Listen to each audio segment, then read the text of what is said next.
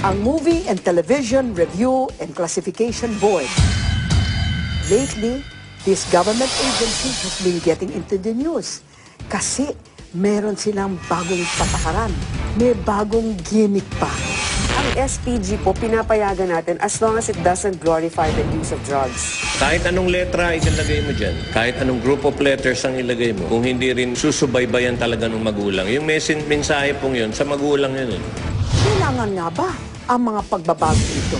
At may silbi ba? Ayan ang ating pag-uusapan ngayong gabi. Dito sa Bawal ang Pasaway kay Maring Winnie. Huwag ka nang maging pasaway!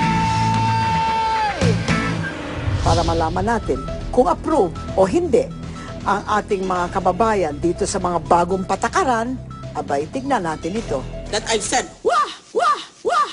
Kung wah ang reaksyon at sinabi ni Senator Miriam Defensor Santiago sa impeachment court, wah din kaya ang masasabi ni Juan sa bagong classification ratings ng MTRCB?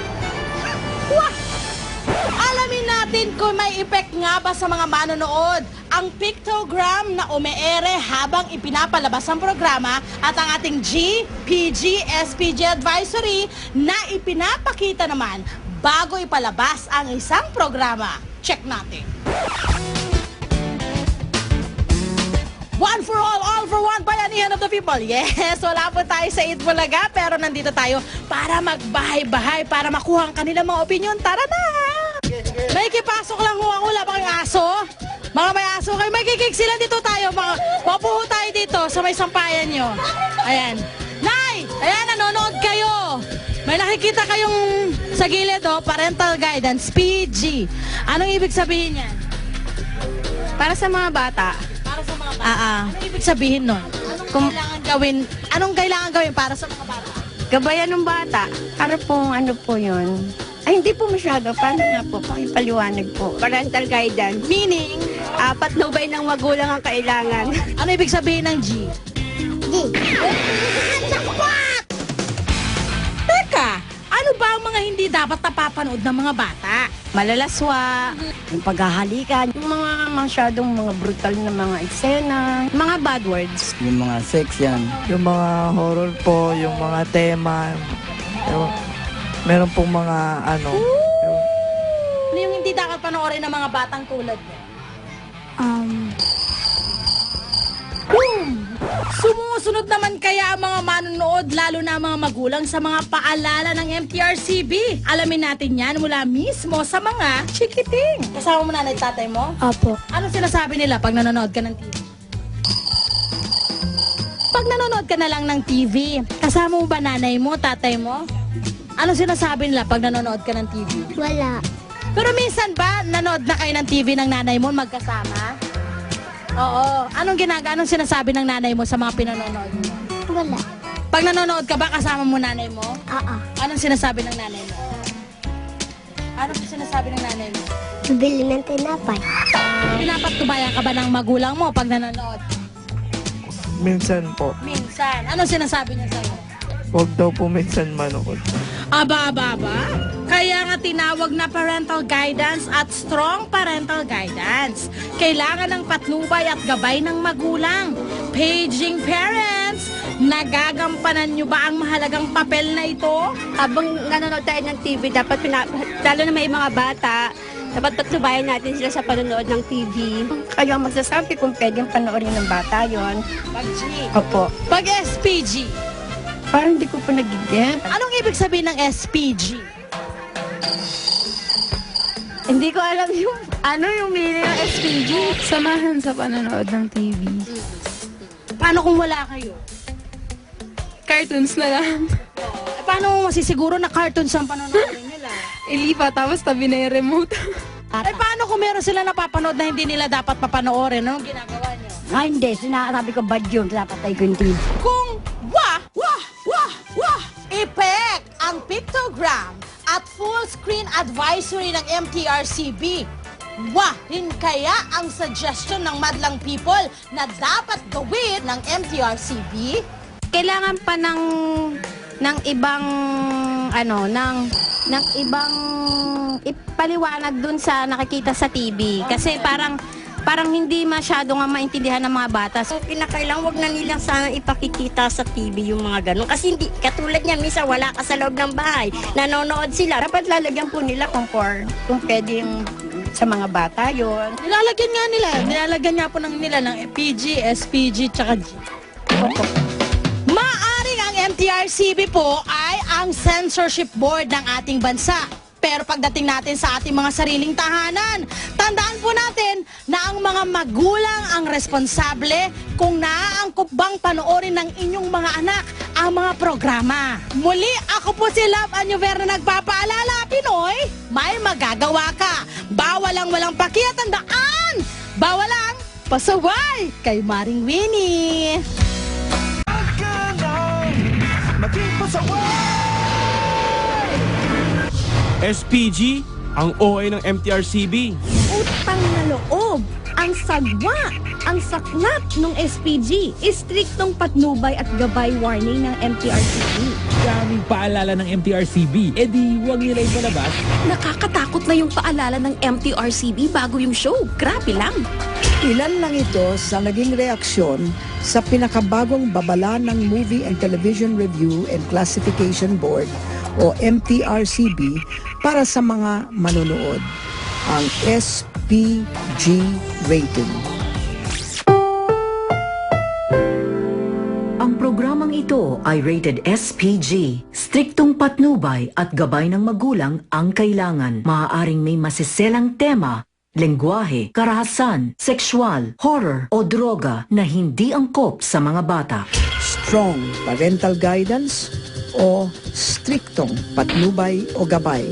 Ito ang mas mahigpit na babala ng MTRCB sa mga magulang na mas tutukan at gabayan ang mga bata sa panunood ng mga programang nabigyan ng SPG rating.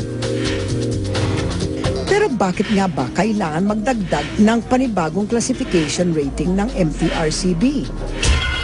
Hindi na ba sapat ang G at PG ratings na matagal nang ginagamit ng ahensya? Sa palagay po namin, sa aming pagsusuri, parang hindi po sapat. Kasi, Bakit? kasi ano po, mga indications na hindi po sapat. Kasi po ganito, ang basketball po, no, ang NCAA or whatever, PG po yon, parental guidance, kasi ang dahilan nun, minsan they might break out into a fight, mag-aaway-away yung mga ano, so kailangan merong parental guidance or whatever. That's traditionally classified PG. And then there are also some cartoons that have some mild violence, no? So parental guidance. Eh paano na po ngayon yung mga reality-based shows? Nasa gabi.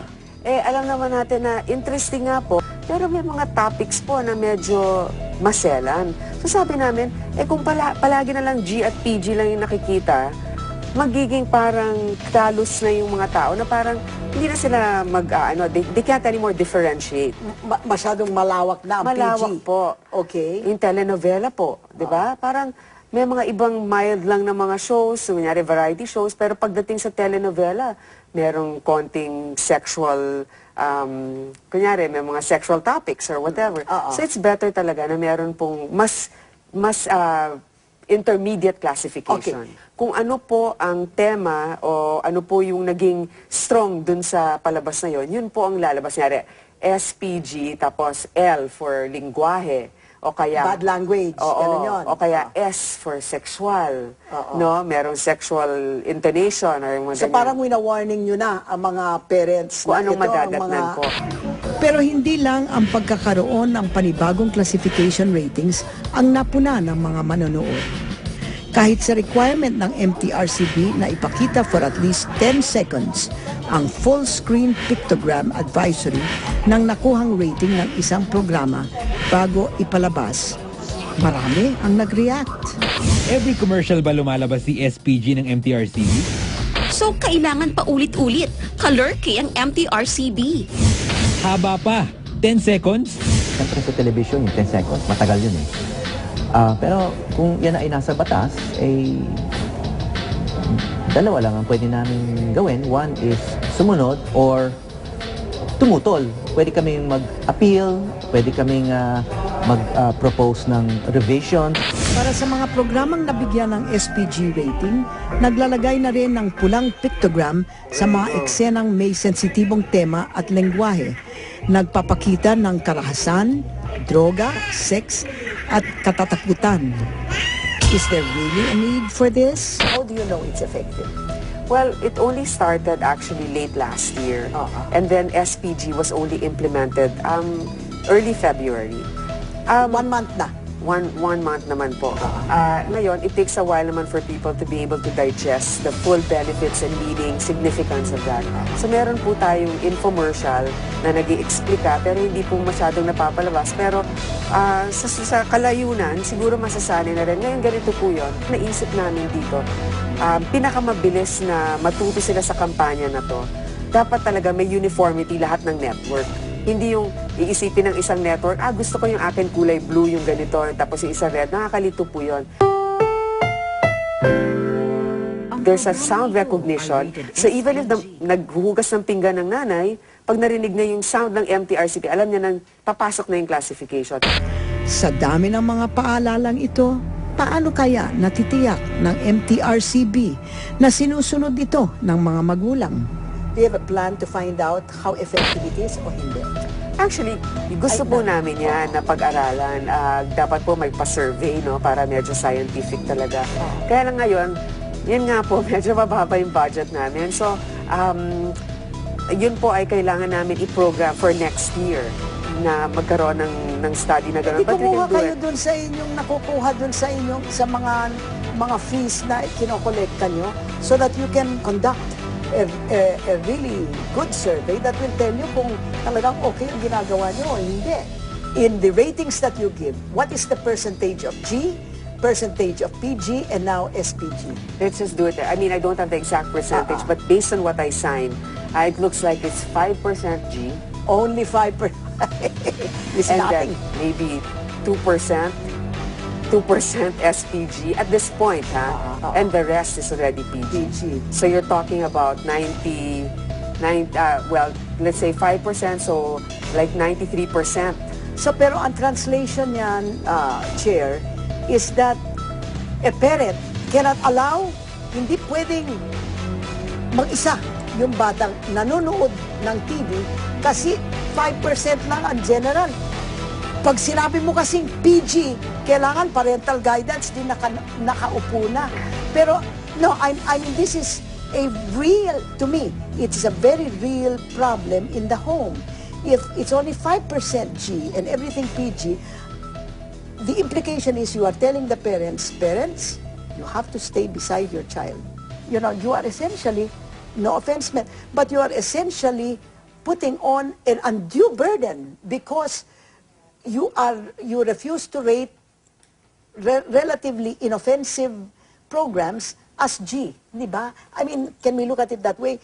I'm fully agreed with SPG, but this very small, itong napakaliit na portion na G, ang ibig sabihin nun, saksakan kayo ng stricto. Hindi. Alam niyo po bakit? Ang mga networks mismo ang humingi ng PG. Sabi ko nga, cooking show ito ng GMA, bakit ito rated PG? Tama.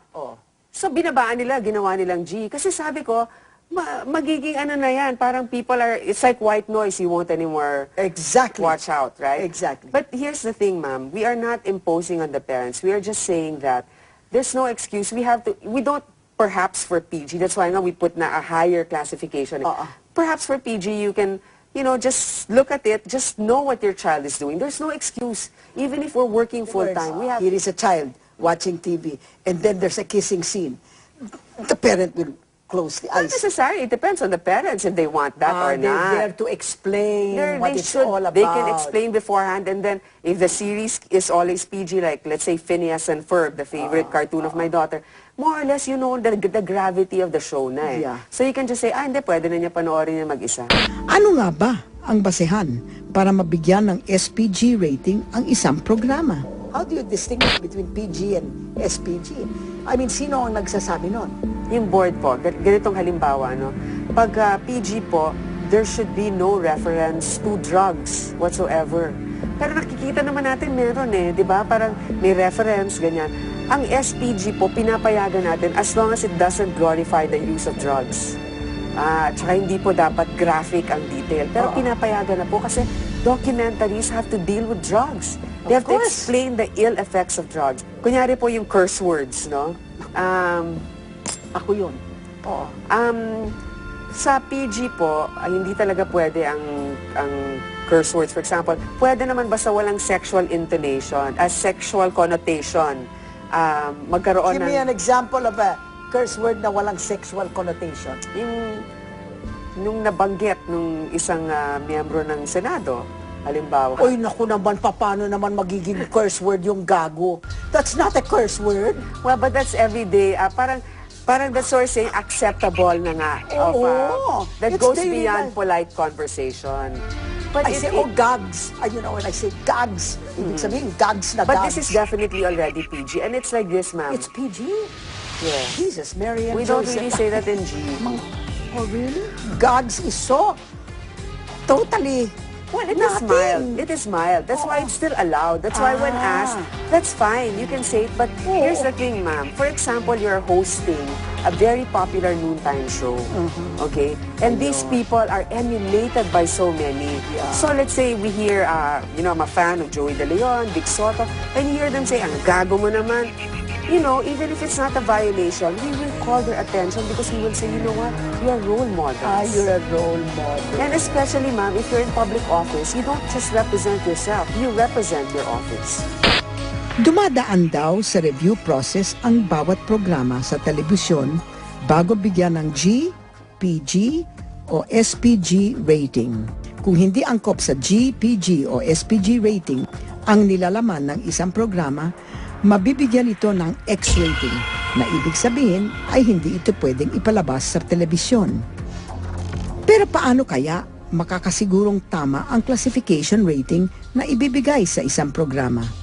We have a board of 30 people, and then we invited also the stakeholders from the industry, as well as experts like some child psychologists, to give their views on how we can do this classification. So ano ang qualification ng inyong mga miyembro? Nakatala po sa aming PD 1986 na 30 board members, at least 15 will come from the movie and television industry, and then 5 members of the bar, and then the rest... 5 lawyers? Yes. Okay. 5 lawyers. We need that when we're drafting regulations. And then the rest, basically, pwede naman po talaga kahit sino kasi naman po, ang isang guro, ang isang homemaker, ang isang, kunyari, simpleng nagtatrabaho sa opisina, may pananaw din naman po kung ano ang dapat mapanood ng mga bata. In other words, the other 10 are parang members of the viewing public. Pwede na pong sabihin ganon. Yung ganon. Nagbi-meeting kayo. Opo. O how often does this 30-member board meet? Well, it's like this. We are a truly working board. Nagtatrabaho po kami kasi ganito po yan. Kaya po 30 kasi isipin na lang po ninyo yung television, no? Free TV. Halos po 24 hours yan. At ilang channels, plus yung mga pelikula pa. So yung board members po, they are required to report 2 times a week, at least 8 hours each time to review. So they actually go to work and review twice a week. Temo na, ang ibig sabihin ng work is andun sila sa harap ng television. Opo. And so they are, while it is going on, hindi ito mga tapes or anything, tinitignan nila what is going on at a particular time in a particular channel. Ganun ba yun? Not necessarily. Actually, it's never live po. Never? No. They're given, let's say, for example, a teleserye, no? They are given a sample episode. Like, for example, one for every, let's say, like 20 shows. And then that sample episode becomes the basis of the nagiging basihan po ng classification. Temo na, sino ang nag-choose ng sample? Ang network. Ang network ang nag-choose ng sample. Kaya minsan ang babait. Yun. Sa kasulukuyang sistema, nagbabayad sa MTRCB ang isang programa para i-review sila. Pero, di ba ahensya ng gobyerno ang MTRCB? Bakit kailangan bayaran ang kanilang mga miyembro para mag-review? Magkano ang binabayaran niya? Depende po, mga 4,000 pesos yung review. Okay.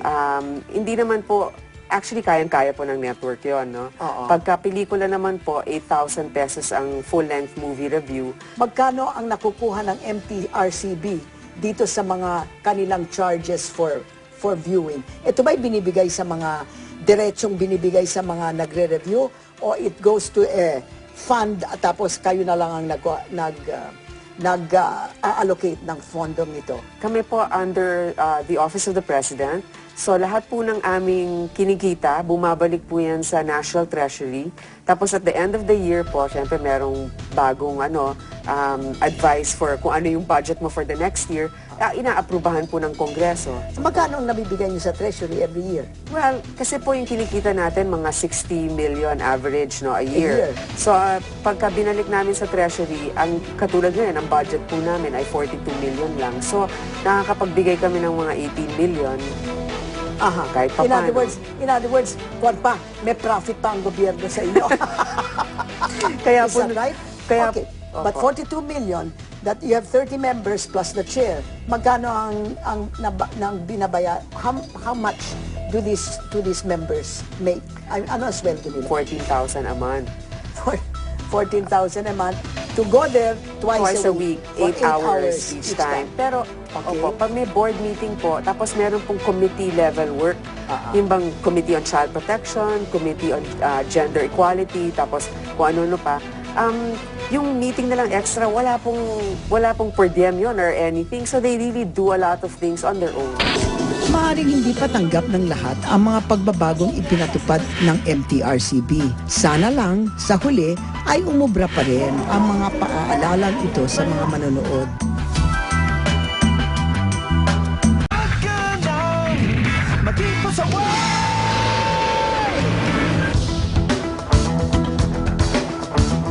Censorship. Ito ang salitang naiisip ng karamihan pag nababanggit ang MTRCB. Bilang regulatory board ng TV and film industry, ang MTRCB ang ahensyang nagbabantay sa mga ipinapalabas ng isang programa para tiyaking di ito malaswa o lubhang marahas. Ang lumalabag na paparusahan. Isa lang ang lukayo. Hindi ito bastos episode ng documentary show na Eyewitness sa mga napuna ng ahensya sa taong 2006. Bisyo raw ng mga babae rito ang paglulukayo. Pero kumpara sa ibang bisyo, halos wala itong gastos. At mukhang nakakatulong pa na panatilihin silang maliksi. May tradisyon doon sa isang maliit na bayan sa Laguna na gumagawa yung mga community members ng mga phallic symbol, no? O yung mga korteng sex organ ng lalaki na gawa sa kahoy at binabandila ng mga lola doon sa lugar, no? Ritual nila yon bago pa dumating ang Kastila. Kaya yung aming pakay ay educational, pero alam namin na posibleng may ma-offend. At dahil offensive umano o hindi katanggap-tanggap sa mga manonood ang nilalaman ng documentary, na-suspend ng MTRCB Censorship Board for 2 weeks ang programang Eyewitness. Gusto nilang proteksyahan yung viewing public tungkol sa kaalaman, tungkol sa ating kultura. Parang sa tingin ko, ang pinakamainam dito ay ibigay natin yung informasyon sa publiko at sila na mag-decide kung ito ay mahalaga para sa kanila o hindi. Siyempre, sumusunod kami sa batas. At ang importante naman ay binigyan kami ng pagkakataon, ipaliwanag. At sa totoo lang, nakatulong pa nga sa amin yung kaso dahil lalo nagkaroon ng interes ang publiko. 2004 naman, nang masuspend for 2 months ang Eat Bulaga host na si Joey De Leon. This is the second time na nasuspinde ng MTRCB si De Leon. Sa parehong pagkakataon ay gumamit umano si De Leon ng foul language sa kanilang noontime show. Maybe I deserved it, pero nung araw pa yon. Every time naman masususpend ka, may natututunan ka eh. Although nung araw talaga, yung totoo, natutuwa ako dahil may nabuo nga akong quotation eh. An ounce of suspension is worth a pound of tour. Kasi panay ang biyahe ko pag nasususpend ako. Sa kabila nito, suportado pa rin ni Severino at De Leon ang bagong classification ratings ng MTRCB. They really need to set certain parameters kasi ayaw naman natin na may lumalabas na pornography sa television. Kasi tingin ko hindi mas stricto ngayon. Kasi wala pa kaming naranasan na katulad ng nangyari sa amin sa Lucayo. Kasi sa akin, pag sobrang kapilyuhan na at medyo mga bastos na yung PG nagiging puro grabe na Pag SPG, sobrang puro grabe. Kahit anong letra ilalagay mo dyan, kung hindi rin susubaybayan talaga ng magulang. Yung mensahe pong yun, sa magulang yun. Sa bansang may kalayaan daw sa pamamahayag, kailangan ba talaga ng classification ratings? Hindi ba mas angkop na self-regulation na lamang? We're back mga kapuso. Ngayon, aside from Chairman Grace Polia Manzares ng MTRCB, meron naman tayong konting critic dyan of censorship in general, and maybe the MTRCB in particular, hindi ko alam, but in the form of Assistant Vice President of UP, Danilo Araw, who used to be with the College of Mass Communication in UP. Siya ang College Secretary at saka Department Head po ng, is it the Department of Journalism? Apo, Danny? journalism. Okay, Danny Araw. Yeah. Thank you for joining the show, Danny. Magandang gabi po, Maring Winnie at Ma'am Grace. Magandang gabi po. Papakisabi nyo nga sa akin, sa ating mga kapuso, kung ano yung thoughts mo. Kung babalikan kasi natin yung Presidential Decree 1986, malinaw kasi roon na dapat na temporary lamang yung MTRCB kasi dapat na magkaroon ng self-regulation sa television at sa film industry. Kaya lang ngayon kasi magdadalawamput-pitong taon na yung MTRCB, so parang nawala na yung transition at parang naging permanente na yung review and classification na hindi dapat ganun sana yung mangyari. Ba't hindi nyo linalabas yan? Na yung palang itong MTRCB pala was supposed to be a temporary thing? Opo. Ano ang vision? Mang pahayag, actually matagal na po itong sinasabi, hindi lang ako, kundi kahit si dating Chair Armida Sigion Reyna, nung chair siya ng MTRCB, she said exactly the same thing, na dapat transitional lamang. Pero for one reason or the other, pagkatapos ng termino ni Tita Mids, parang hindi na masyadong napansin yung ganong puntong yun. Matagal na talagang transitional. Although matagal. wala pong nakasaad kung ilang taon lang talaga. Sabi ko, ang tagal-tagal na nito, bakit hindi natin pinapaalam sa publiko anong ibig sabihin ng klasifikasyon? Kaya ginawa po namin uniform kasi ngayon, kasi it takes a few years before it will sink in, di ba? Sila mismo magbabantay sa mga stakeholders. Kasi kung bigla na lang self-regulation, bahala ng channel ABS, bahala ng GMA, bahala na yung ano, syempre kahit papano, kung ang publiko ay hindi pa handa, di ba? Sinong magbabantay sa kanila? Kailangan may countervailing power ang public. Correct. Pag ang publiko na nagsabi, katulad may isang batang sumasayaw-sayaw sa TV noon, di ba? Tapos hindi amin yun. Hindi po sa inyo yun. Channel. Ang publiko mismo, nag-blog, nag-tweet, tumawag, nag-rally, lahat.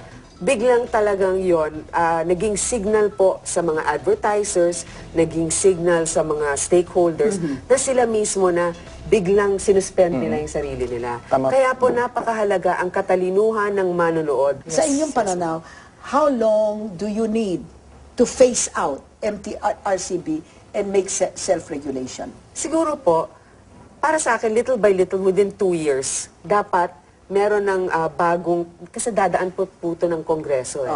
Ngayon kasi para sa akin po, marami pong pwedeng i-revise dyan na mga clauses. Siyempre, I'm for self-regulation, pero alam mo now, na nag-evolve po, nagiging powerful po ang mga networks Di ba?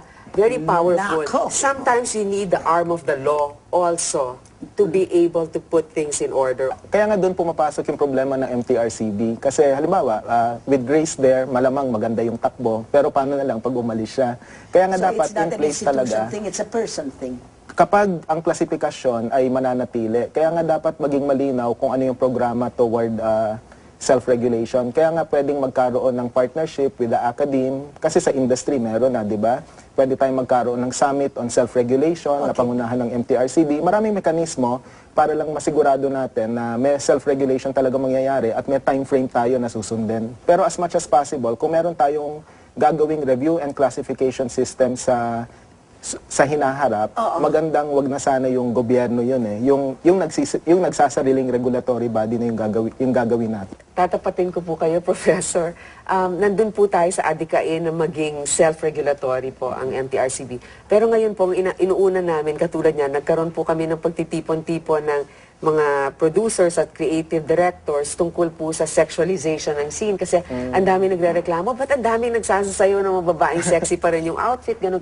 Sabi ko, teka muna, hindi naman tayo sastre ng industriya. So nagkaroon po tayo ng pag-uusap, magkakaroon po tayo ng signing ng Memorandum of Understanding. Then next po, yung Child Summit. So in short, inaayos muna natin itong mga kasunduan sa mga network na, oy, tinan nyo, pinirmahan nyo to, nakalagay dito, hindi kayo maggaganito, o yung mga bata, maggagawa kayo ng trust fund para sa kanila. Alam mo, taon-taon, ito, isa na namang pagtatapat to sa'yo. Sa Kongreso, palagi nilang gustong buwagin, ganito. Ang daming oras talaga ang nauubo sa mga gano'n. Pero talaga, sana yung mga nakikialam, katulad ninyo, kunyari sa academe, na alam talaga ninyo yung mga pinopropose ninyo. Yung iba kasi, para lang magkaroon ng ingay, sasabihin, alisin, hindi man lang nag-aano. Oo. Pero yung isa rin sigurong dapat na tingnan ng MTRCB, yung sitwasyon na ang anumang government-produced films o documentaries, hindi dumadaan sa MTRCB. I don't believe. Kumbaga, opo, may ganong very interesting point. May ganong nuances na dapat na tingnan. Ang ibig sabihin nun, sa palagay nyo, basta produce ng government, okay na yon. Well, kasi you're under the assumption naman na, syempre, partner mo pa rin ang gobyerno, di ba? So pag lumabag naman sila, dapat meron ka ring interagency cooperation, meron ka din confidence. Halimbawa, noong 2009 na binigyan ng X-rating yung isang political film na Dukot dahil tungkol sa human rights violations. Tapos, ang kwento roon, binigyan lang siya ng R rating nung pumayag yung filmmaker, natakpan yung larawan ni Gloria Macapagal-Arroyo dun sa isang eksena. Okay. Pero sa tingin ko, hindi naman siguro mangyayari yung mga bagay na yan. Supposing this went to you now, this movie, about and this was rights. a movie about human rights, and kasama dyan, you know, it was critical of Noynoy Aquino. Ikaw ang chairman ng MTRCB. Gagawin mo ba yung ginawa ni As long as it has literary and artistic merit, it doesn't destroy the institution. Kung yung tao naman, hindi. Tapos, alam niyo po, sa mga pelikula ni FPJ, kaaway niya yung judge, kaaway niya yung congressman, kaaway niya yung mayor. Pero yung titignan mo po sa dulo, ano ba yung value na natututunan? Kunwari, kaaway mo yung isang congressman, pero sa bandang huli, nakulong ang congressman, yung higher good of accountability and transparency, yun ang nanaig. Ngayon, kunyari, itsura ni President Noynoy ay nandun, parang napakababaw na dahilan. Pero nung panahon din ni Mrs. Arroyo, ganun din yung ginawa niya sa kay Erap, inex din niya. Ang mabuhay para sa masa. Ngayon, nung dumating naman itong aming panunungkulan ngayon, dumating na naman si Joel Lamangan, yung kanyang pelikula titled na Deadline. Not only pinasa, para PG-13 pa yata binigay kasi. Tungkol sa media killings naman yun. So talaga. So it was okay. In other words, hindi depende sa institution, depende sa kung sino ang heading it. Ganun ba yun? You know what? Partly, kaya nga dapat na wala tayong assurance kung ano mangyayari sa MTRCB after Grace. Kaya magandang yung program for self-regulation ay in place na para masigurado natin na maiiwasan natin yung pag-aabuso sa MTRCB. Can you assure that, Grace? Kailan uumpisahan? Siguro mga next year. Pero kasi meron pa tayong gender sensitivity or parang awareness, meron pa tayong child protection. Pero Grace, ang tanong lang siguro, hindi kaya pwedeng pagsabay-sabayin itong mga ito? Kasi yung self-regulation, hindi naman yan dependent or contingent dun sa iba pang mga maliliit na usapin na problemado ngayon sa MTRCB. Ako kasi sa tingin ko, medyo dependent din doon. Kasi depende natin yung pagtatanggap ng mga networks kung paano. Actually, positibo naman yung pagtanggap ni Grace dun sa self-regulation. At sa tingin ko, ang hamon na lang siguro sa susunod na hinaharap, paano tayo magkakapag-institute ng malinaw na programa o timeline. Within the administration of Pinoy, you think that MTRCB can self-destruct or can wither away? It would be a nice legacy also, in the memory of my dad, and also with this particular administration. Absolutely. If we can actually self-regulate during this time. But for it to be a good memory and a good achievement and indication, it must be done properly. Is that a yes or a no? Well, in other words, meron ba kayong balak na before Pinoy leaves the government, that MTRCB will be well on the way, if not have accomplished? In other words, ayan ba ang 5-year plan ninyo? I think that's a crowning achievement, definitely, if we can do that. Okay. With that, maraming salamat, mga kapuso. Hindi pa tapos ang ating usapan. Marami pa tayong pag-uusapan, kaya huwag kayong alis dyan. W, X, Y, Z. Yan! Naku naman, ang galing-galing mo naman, Janine. Pero, alam mo ba, mayroon ako idadagdag na mga iba pang letra dyan? Gaya ng G, PG, SPG, tsaka X. Ate Love, ano po ba yan? Bagong alphabet na naman? Hindi, Janine. Ito yung bagong classification ng ratings ng MTRCB. Naku, kailangan mo malaman yan para next time na mabasa mo yung mga letters na yan sa television, malalaman mo kung dapat ba o hindi dapat panoorin yung programa. Ate Love, ano po ba ang ibig sabihin ng mga letters na yan? Nako, para mas lalong maintindihan at maunawaan, panoorin natin si Maring Winnie sa kanyang discussion. Alam mo yung bawal ang pasaway? Opo. Yun, ito yun. Mga kapuso ha, para siguradong alam na natin kung anong ibig sabihin ng mga ratings na ito, magkakaroon tayo ng tinatawag na recap. Ito na po. GMA. GMA. G. Ano ba ibig sabihin yan? Good. General patronage. Ano ba ibig sabihin ng general patronage? Para sa mga batang, para sa lahat, ibig sabihin. G ang ibig sabihin, syempre general, kaya nga green, go. Okay, let's try this one.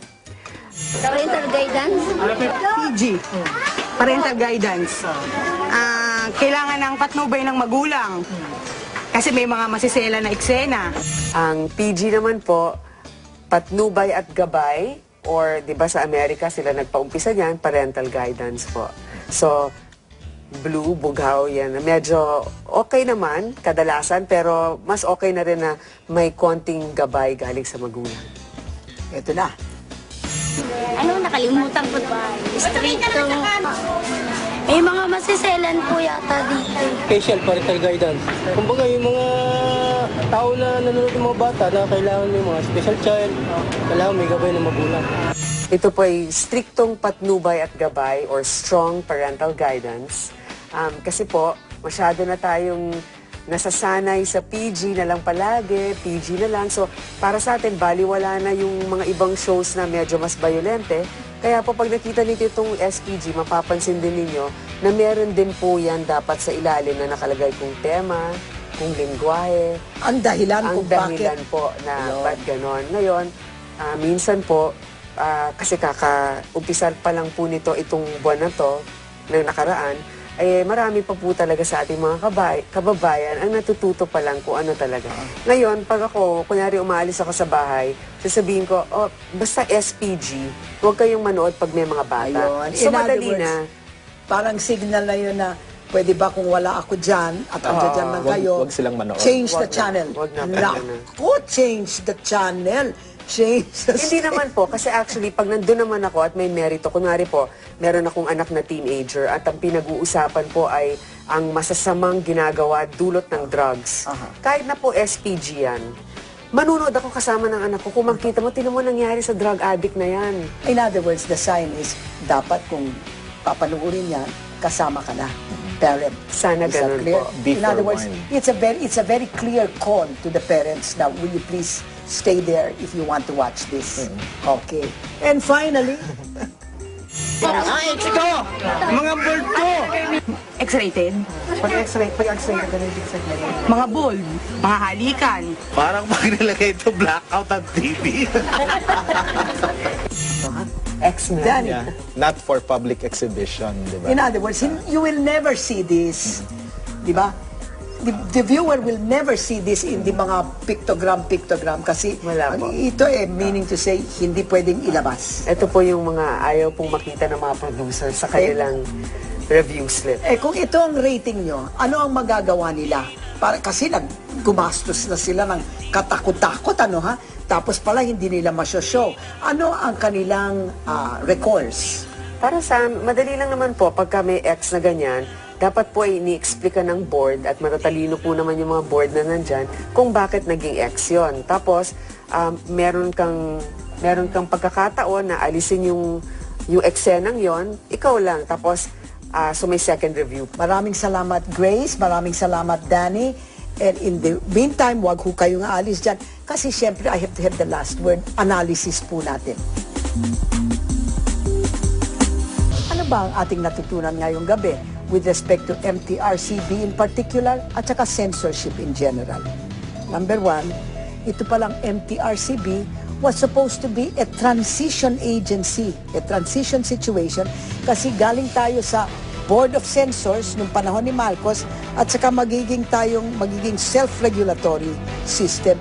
Kaya temporary lang pala ang MTRCB. Kaya lang 26 years na temporary pa rin siya. Ano pa ang natutunan natin? That the MTRCB pala can do a good job. Kung ang chairman at saka yung membro ng 30-member board of MTRCB ay may kompetensya, ay may abilidad, at may commitment. Other than that, walang mangyayari. But if they are good, then we can have assurance na meron tayong general parental guidance, strong parental guidance. Hindi po ba? But the ideal is still self-regulation. However, may problema pag self-regulation. Because pag nagsa-self-regulation tayo, mawawala yung MTRCB, kailangan ma-replace po yan na an organization that is voluntarily formed, composed of yung mga industry stakeholders. Ang problema po dyan is that napakalaki po ng incentives for those members who are voluntarily committing to break their commitment. Ayan ang nakikita natin palagi Kasi walang punishment, etc. So, sasabihin nila, sino ba ito? I can do it anyway, it's only voluntary. Kaya, ito ngayon ang mangyayari. Kung gusto natin may self-regulation, kailangan ngayon na ang sambayanan sasama dyan o papasok dyan. Because, think of it, ano ang sinabi ni Chairman Grace Llamanzares? Sabi niya, 5% lang po ng kanilang rating is general. The rest is either parental guidance or ngayon, strong parental guidance. Narinig niyo yan mga kapuso? Parental guidance. In the final analysis, the ones who are going to determine kung talagang itong mga television programs or movies ay dapat panuorin ay ang mga parents. Kaya ngayon pa lang, kailangan malaman na natin what are we to look out for with respect to sobra ang violence, vulgar language, kaya wag kayong susunod sa akin kasi yung language ko minsan medyo hindi magandang pakinggan. Ano pa? Too much sexuality or too much focus on sexuality. All these things. We have to be the last bastion that will protect our children from all this. Siyempre, pag matanda na sila, of course, they can do it. But while they are still young, there is no substitute for parental guidance. Ayun ang natutunan natin ngayong gabi. Sa mga kapuso, mga parents dyan, mga guardians dyan, no substitute for us being there. Hindi natin pwedeng iiwanan natin ang mga anak natin, put them to TV para meron tayong magagawang iba while they are there with their eyes on the TV or on a movie. Hindi ba? Kung hindi, sasawayin ko kayo. Bawal ang pasaway kay Maring Winnie.